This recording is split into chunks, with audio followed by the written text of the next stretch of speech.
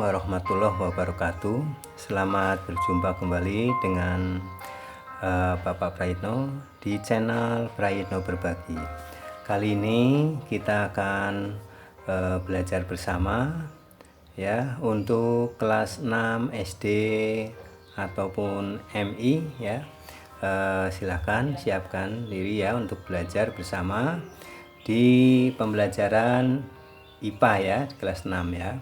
Kita akan bahas pada hari ini perkembangbiakan generatif pada tumbuhan ya. Baik, semuanya mengikuti sampai selesai ya, jangan sampai sepotong-sepotong supaya nanti pengertian dari pelajaran perkembangbiakan generatif pada tumbuhan ini akan dipahami secara utuh dan kalian bisa menjawab pertanyaan-pertanyaan apabila ada ujian. Jangan lupa yang belum subscribe ya, dan like serta komen, tanda lonceng dibunyikan ya. Baik, pada kali ini kita akan belajar mengenai perkembangbiakan generatif. Apa itu? Nah, mari kita pelajari dulu proses perkembangan generatif ya. Apa itu perkembangbiakan generatif? Bahwa perkembangan generatif itu ya, kita akan tahu pengertiannya ya. Satu, perkembangbiakan generatif atau disebut juga reproduksi generatif ya, adalah perkembangbiakan ya, perkembangbiakan tumbuhan yang terjadi secara kawin atau seksual yang melibatkan sel kelamin jantan dan sel kelamin betina. Perkembangbiakan generatif itu ditandai dengan adanya pembuahan. Pembuahan adalah proses peleburan sel kelamin jantan dan sel kelamin betina yang akan menghasilkan zigot. Lalu zigot akan berkembang menjadi tumbuhan baru. Nah, pada tumbuhan pembuahan terjadi melalui proses penyerbukan. Nah, kita tahu ya, tadi ini alat-alat kelamin yang dari bunga ya, tumbuhan. Jadi proses perkembangbiakan generatif membutuhkan alat kelamin jantan dan alat kelamin betina. Alat kelamin jantan dan betina pada tumbuhan terdapat pada bunga ya. Tepatnya yaitu bagian benang sari. Benang sari ini adalah jantan ya, dan putik adalah betina. Ini putik adalah betina. Mari kita lihat ya, di sini ada kepala sari ya. Terus tangkai sari, tangkainya ini. Kemudian mahkota, ini mahkota yang indah ya, mahkota yang warna merah. Kelopak ini bagian di bawah mahkota. Kemudian kepala putik ini, kepala putik ya. Kemudian ini ada putiknya ya. Ini ada tangkai putik ini. Kemudian benang sari ini di sini, benang sari ya, benang sari, bakal biji, dasar bunga dan tangkai bunga. Nah, itu ya. Nah, kita akan lanjut.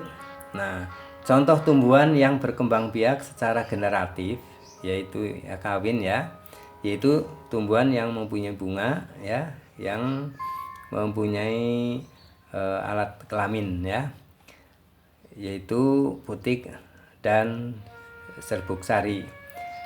Nah, perkembangbiakan secara generatif yaitu tumbuhan berbunga ya, seperti bunga mangga, padi, jambu, mawar, bunga sepatu, bunga matahari. Jadi prosesnya itu serbuk sari itu harus jatuh ke kepala putik ya. Jadi serbuk sari ini harus jatuh ke kepala putik dulu ya. Setelah itu baru bisa terjadi proses pembuahan yang akan menghasilkan zigot. Dan zigot inilah yang dimaksud proses perkembangan generatif pada tumbuhan. Ini ada bunga mangga, ini bunga padi, ada bunga jambu, bunga sepatu, bunga matahari, dan bunga durian ya. Ya, baik. Nah, pada tumbuhan Pembuahan terjadi melalui proses penyerbukan, ya, penyerbukan. Penyerbukan itu apa? Penyerbukan adalah jatuhnya serbuk sari, ini jatuhnya serbuk sari ke kepala putik, ya. Jadi jatuhnya serbuk sari ke kepala putik. Serbuk sari bisa jatuh ke kepala putik akibat bisa tertiup angin atau terbawa oleh kaki-kaki serangga, ya, serangga yang hinggap di bunga ini, kakinya nempel di serbuk sari, maka serbuk sari itu akan menempel di kepala putik, ya, terbawa oleh angin maupun oleh serangga. Makanya ada kupu-kupu, ada hewan-hewan serangga yang hinggap di di bunga itu, sehingga mengakibatkan akan terjadi pembuahan, ya. Nah, ini penyerbukan sehingga akan terjadi pembuahan. Baik, kita lanjut. Nah, jadi penyerbukan itu karena ada yang dibawa oleh angin, oleh hewan dan sebagainya, maka di sini disimpulkan penyerbukan itu bisa dibagi menjadi 4 macam, ya, yaitu penyerbukan sendiri, yaitu di mana bunga itu terjadi penyerbukannya atau pembuahannya itu di bunga itu sendiri. Penyerbukan tetangga, penyerbukan silang, penyerbukan bastar. Mari kita seperti apa prosesnya di sini, ya. Kita lihat penyerbukan sendiri, yaitu di mana serbuk sari jatuh ke kepala putik dalam satu bunga yang sama. Jadi dalam satu bunga ini serbuk sarinya jatuh ke kepala putik, ya. Jadi terjadi di satu bunga, ya. Nah, yang kedua, penyerbukan tetangga. Artinya serbuk sari ini, ya, serbuk sari dari bunga yang lain ini jatuh ke kepala putik bunga yang lain. Nah, tetapi masih dalam satu pohon yang sama, ya. Satu pohon yang sama ini terjadi penyerbukan tetangga. Jadi bunga yang satu dari serbuk sari bunga yang satu jatuh ke kepala putik bunga yang lain tapi dalam satu pohon, ya. Yang ketiga, penyerbukan silang.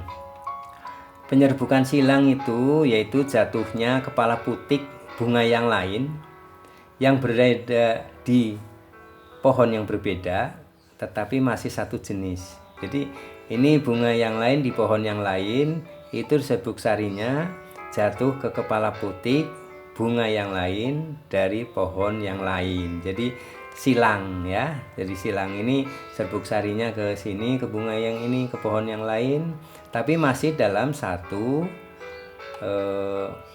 jenis, ya, satu jenis pohon. Kemudian yang keempat adalah penyerbukan bastar.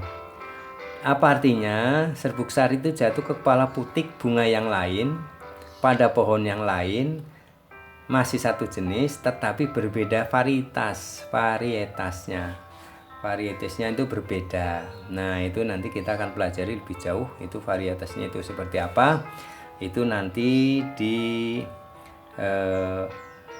semester berikutnya, ya. Nah, baik, kita lanjut, ya. Nah, seperti itu, ya, yang telah Bapak sampaikan sedikit, ya. Jangan lupa, ya, kalian dukung channel Praitno Berbagi. Jangan lupa subscribe, like, dan tanda lonceng dibunyikan. Komen bila membutuhkan penjelasan materi yang lain, ya. Baik, itu saja. Mudah-mudahan kalian dalam pembelajaran ini bisa memahami dan dapat menjadi tambahan ilmu, ya, agar kalian bisa siap dalam ujian. Sekian, salam dari Praitno, dari channel Praitno Berbagi. Salam jumpa. Assalamualaikum warahmatullahi wabarakatuh.